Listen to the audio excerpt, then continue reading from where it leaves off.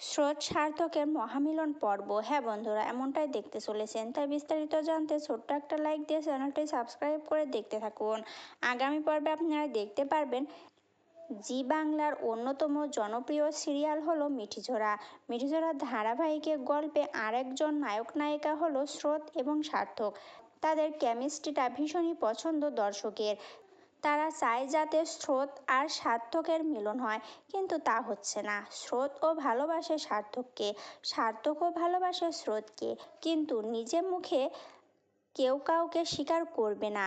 সামনাসামনি তারা ইগো নিয়ে থাকবে, চাইছে তারা দুজন দুজনাকে ডিভোর্স দিতে। এমনটাই হচ্ছে তাদের মুখের কথা, কিন্তু মনের কথা নয়। একেবারে চায় না দুজন দুজনকে ডিভোর্স দিতে, কারণ এতটাই ভালোবাসে তারা দুজন দুজনকে। এবার স্রোত জানতে পেরে যায় সার্থক তাকে খুব ভালোবাসে, তারপরও তাকে খুব কষ্ট দিচ্ছে ডিভোর্সের কথা শুনিয়ে। সেই জন্য স্রোত ঠিক করেছে তাকেও কষ্ট দেবে, কিন্তু শেষ অবধি দেখা যাবে ডিভোর্স হবে না তাদের মধ্যে। সব ভুল বোঝাবুঝি মিটিয়ে কাছাকাছি হবে দুজন, এবং দুজন দুজনকে হয়তো আই লাভ ইউ বলবে।